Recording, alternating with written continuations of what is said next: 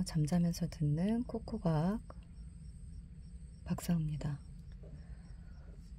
우리 오늘 들어가는 부분, 전 시간에 이어서 이제 물리 파트 하게 되실 거고요. 오늘 테마가 운동량과 충격량이에요. 그래서 중등 과정에서 운동량하고 충격량으로 들어가는 내용을 우리가 공부한 기억이 없죠. 그래서 통합과학으로 들어가는 부분에 이제 새로 추가되는 내용이다라고 보시면 되겠습니다. 그래도 우리가 이제 중학교 과정에서 공부했었던 내용을 일부 끄집어 와서 살짝 상기를 시키고 이것과 어떻게 이제 연계가 되면서 운동량과 충격량을 볼 것인지에 대한 부분을 오늘 같이 정리를 해보도록 하겠습니다.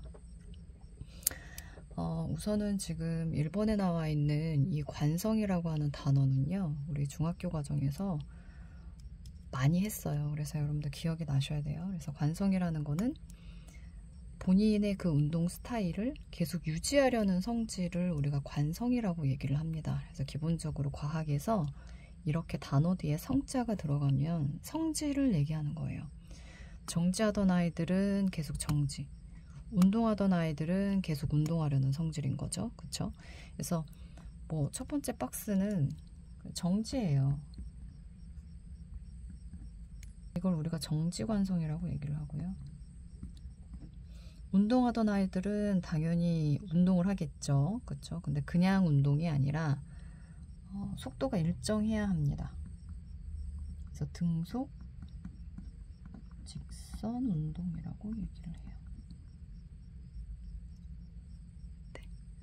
운동관성이에요.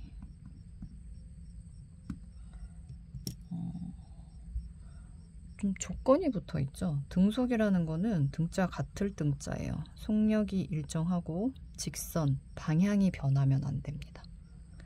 물체가 이렇게 가는 중에 어찌됐건 속력이 등속 운동을 하지 않고 속력이 빨라졌다라고 하면 속력 변화가 생기는 거죠. 속력 변화가 생기면 기본적으로 힘이 가해진 거예요. 힘이 가해진 경우를 보는 게 아니에요. 관성은 힘이 0인 경우, 알짜힘이 0인 경우를 보는 거기 때문에 속력 변화가 있으면 안 되죠. 그래서 등속이라고 하는 단어가 앞에 붙은 거고요. 그 다음에 직선이라고 하는 단어는 어찌됐건 얘가 다른 방향으로 이렇게 방향을 틀면 안 됩니다. 직선으로 계속해서 가야 돼요.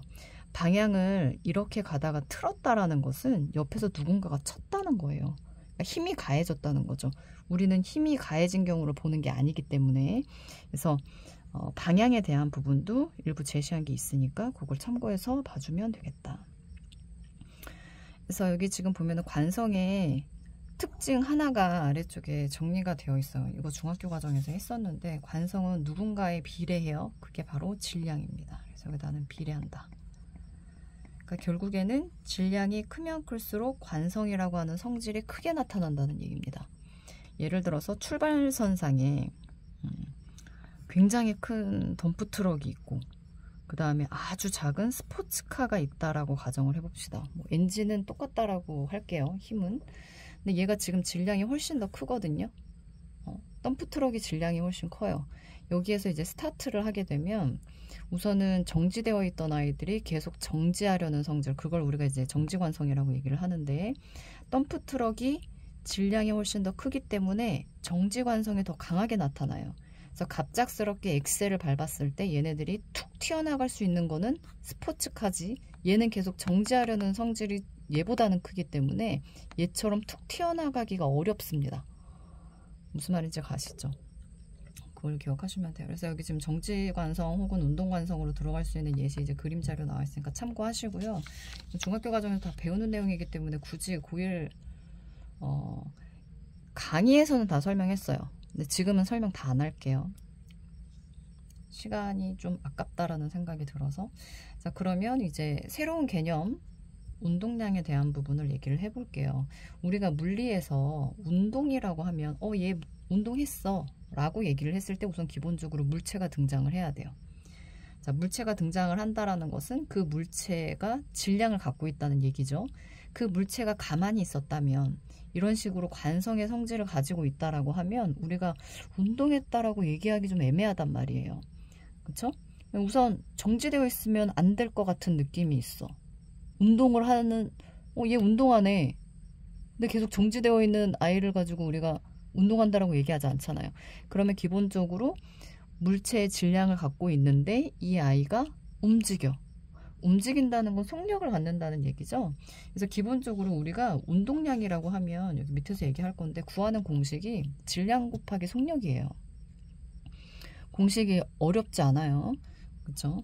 뭐 어찌됐건 얘가 운동을 한다 안 한다라고 얘기를 하려면 물체가 필요하니까 그 물체의 질량을 우리가 써줄 수 있으면 되고, 가만히 정지되어 있으면 우리가 운동한다라고 표현하지 않기 때문에 얘가 움직여야죠. 그럼 속력을 곱하시면 돼요. 이 물체의 질량에다가 속력을 곱하면 운동했네. 그럼 그 양이 얼마일까? 그게 바로 운동량. 이렇게 우리가 계산을 해줄 수 있다라는 거죠. 여기까지 어렵지 않죠?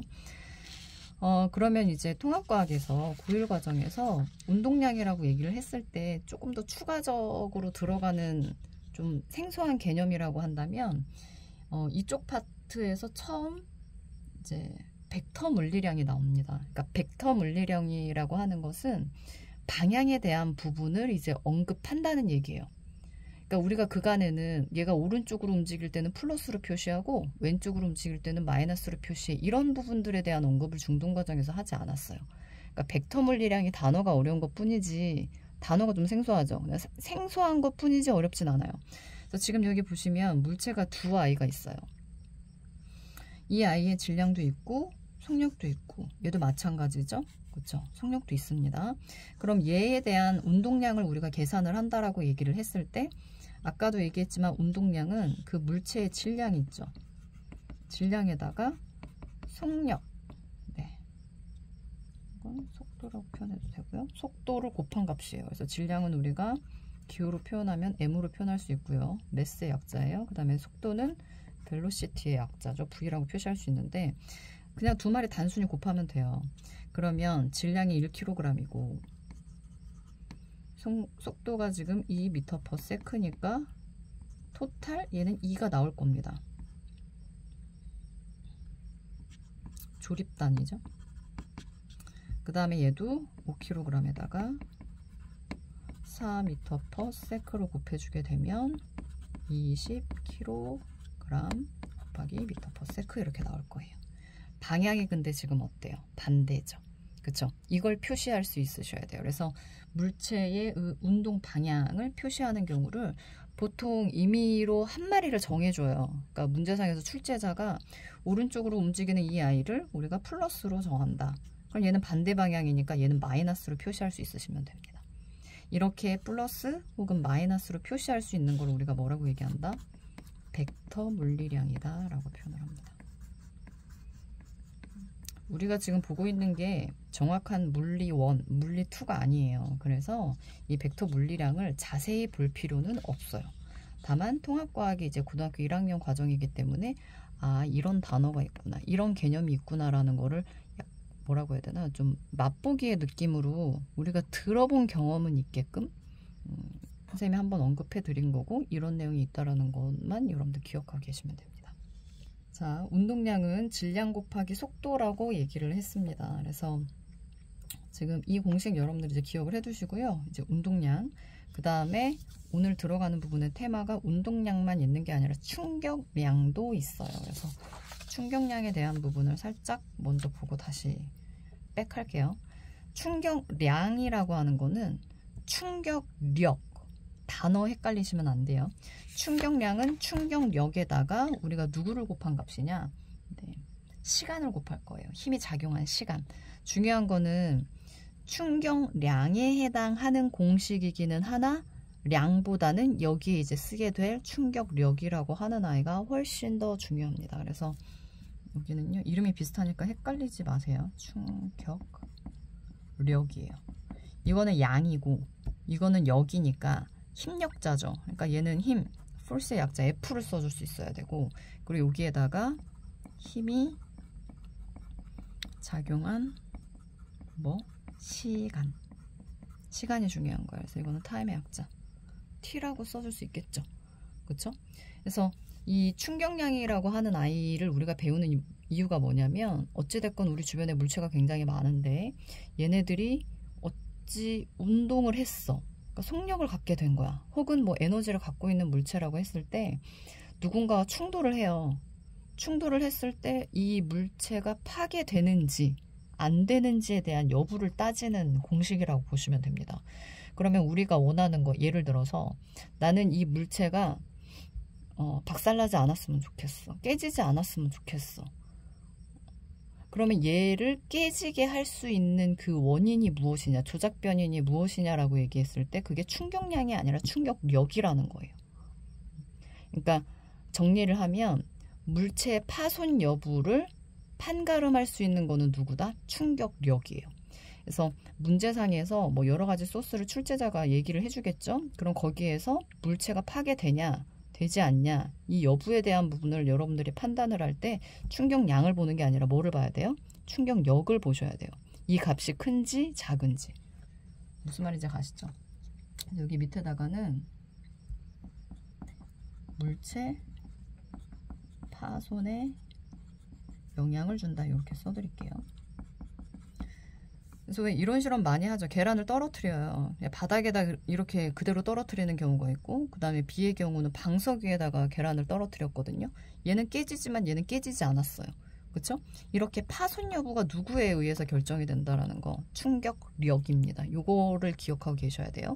자, 그럼 이 공식을 지금 한글이 써 있어서 너무 조잡해 보이거든요. 그래서 기호만 따로 이렇게 정리를 한 거예요. 그래서 충격량 I는 F 곱하기 T입니다. 공식 관계 보는 거는 선생님이 서비스 특강에서 다 얘기해드렸던 부분이기 때문에 따로 여기서 언급은 하진 않을 건데, 공식 볼 줄 모르면 과학 공부가 어려워집니다. 여러분도 알고 계셔야 돼요.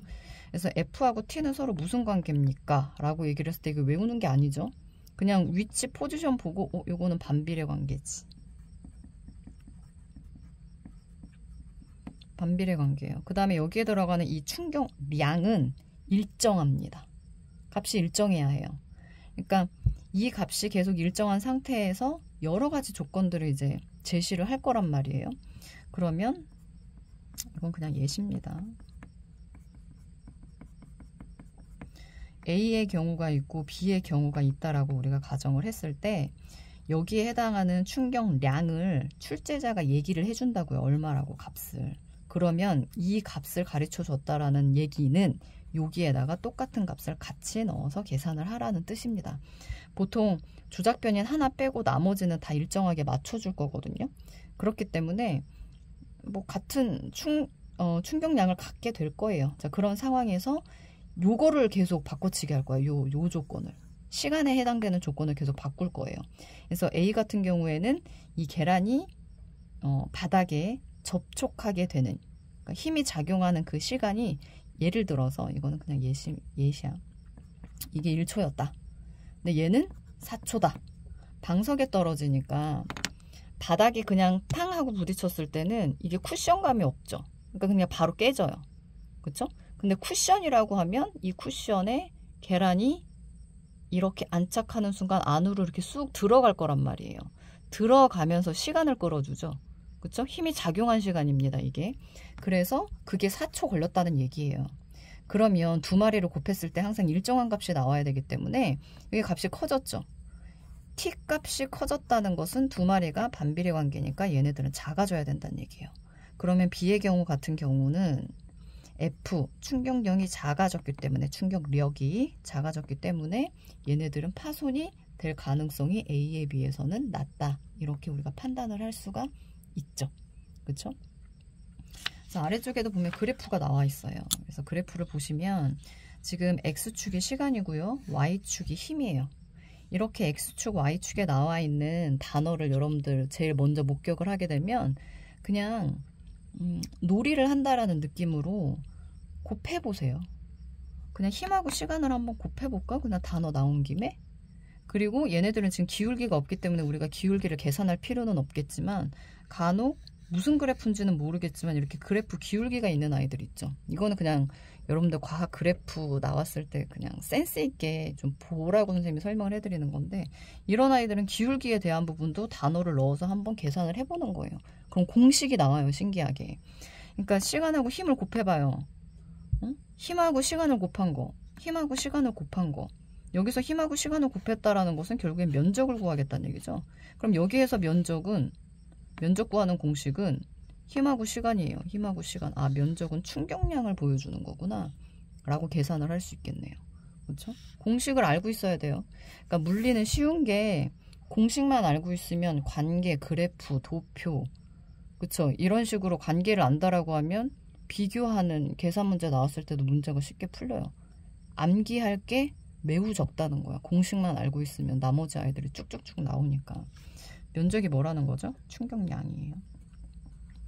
충격력이 아닙니다. 충격량이에요. 근데 지금 여기 보면은 이 F가 결국엔 충격력이라는 건데 이게 일정해요.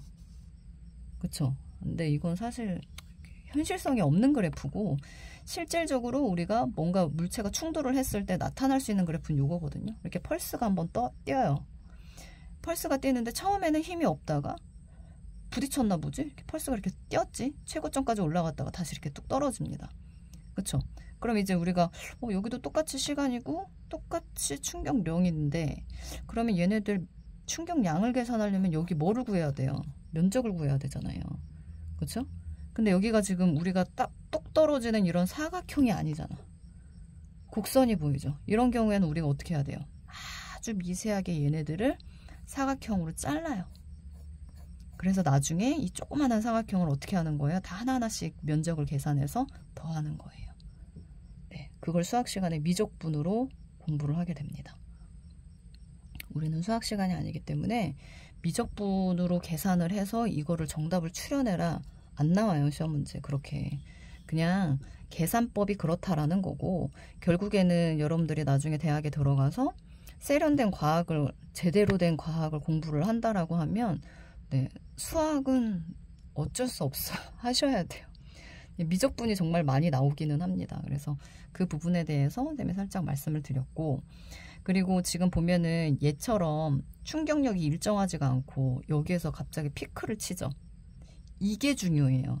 이 피크가 살짝만 이렇게 올라가는 정도라고 하면 버틸만 해요. 그러니까 물체가 쉽사리 부서지지 않는다는 거죠. 근데 얘네들이 이 폭이 좁아지면서 그러니까 이 그래프 얘기하는 거거든요. 폭이 좁아지면서 펄스가 너무 심하게 뛰는 경우 얘는 주변으로 퍼지면서 지금 어때요? 높이가 좀 낮죠. 그쵸?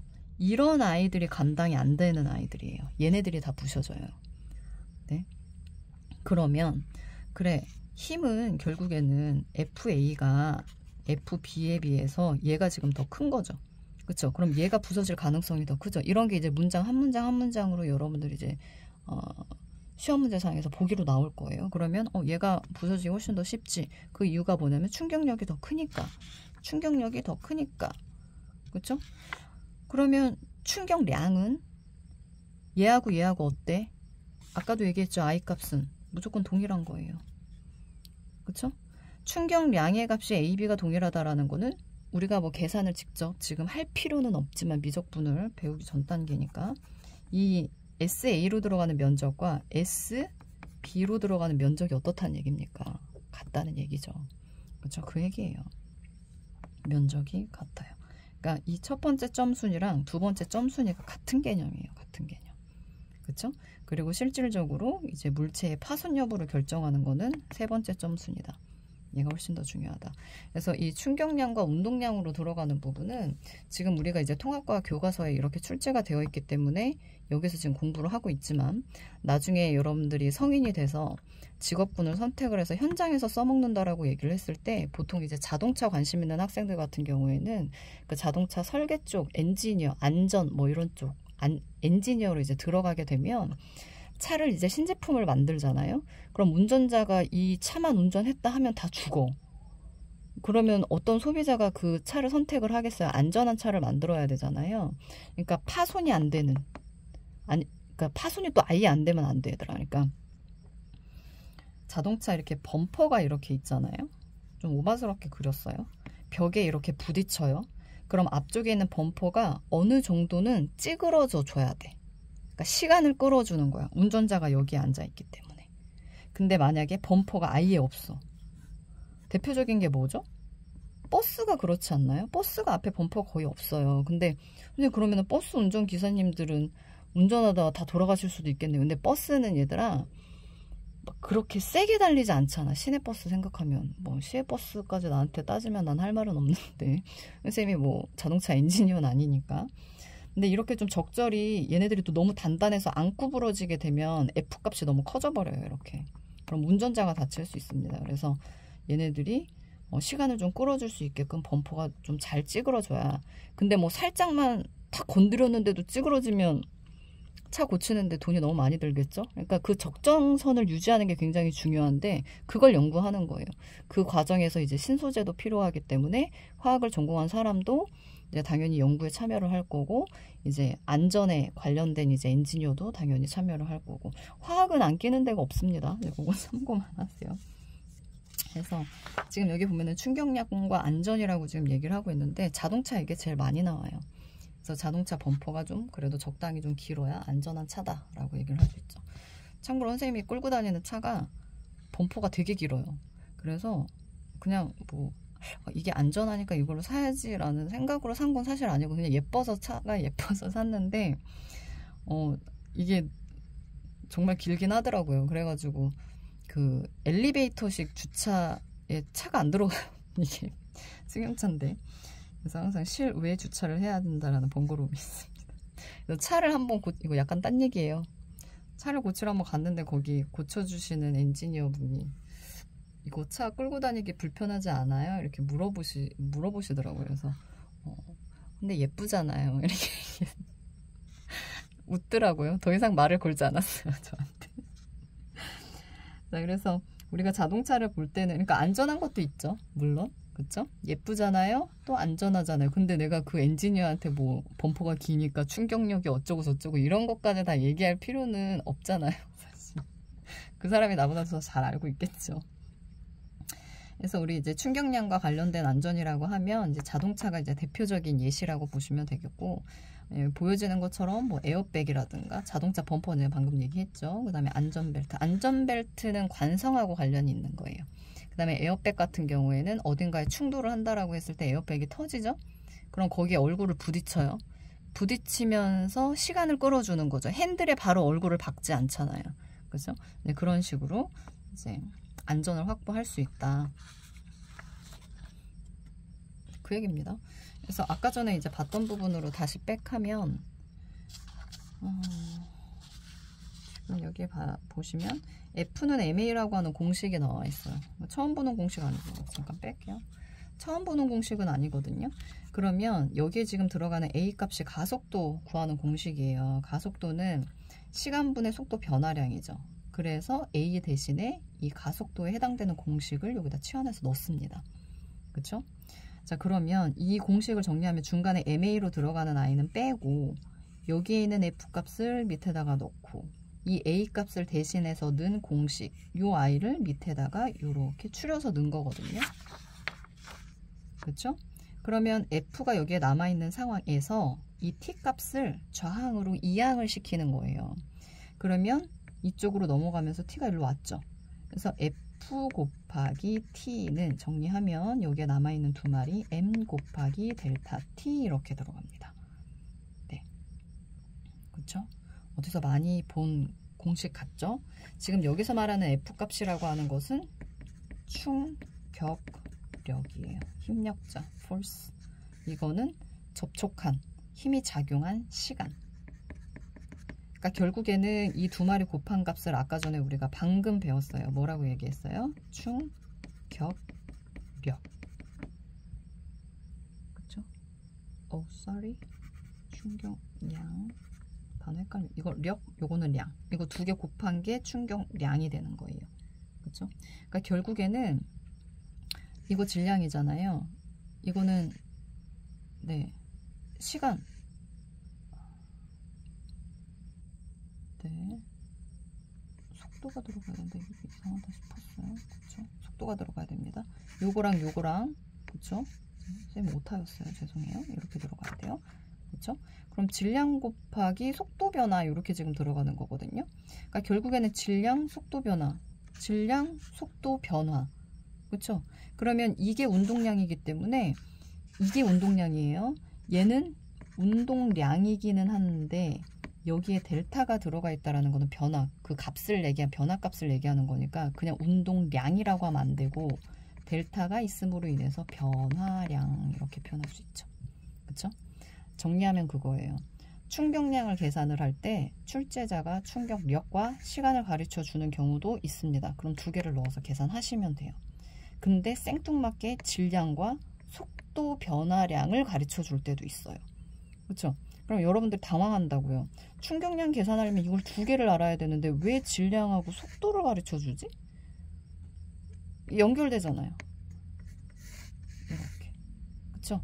그러니까 결국에는 여러분들이 기억하고 있어야 되는 공식은 뭐 물론 따로따로 하나하나씩 암기를 하고 기억하는 것도 괜찮아요.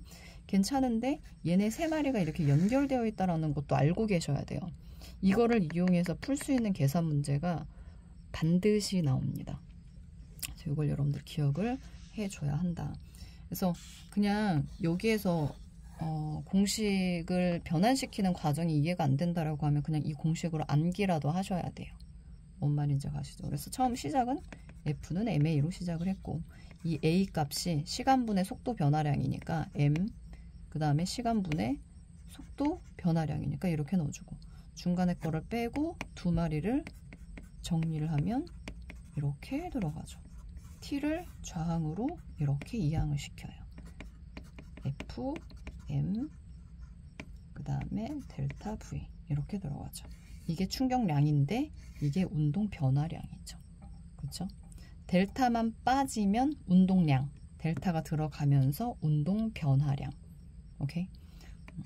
그리고 얘네들을 곱했을 때 뭐와 같다? 충격량과 같다. 그걸 여러분들 기억하고 계시면 됩니다. 그래서 오늘 배운 내용 중에 제일 중요한 건 사실 이거예요. 네.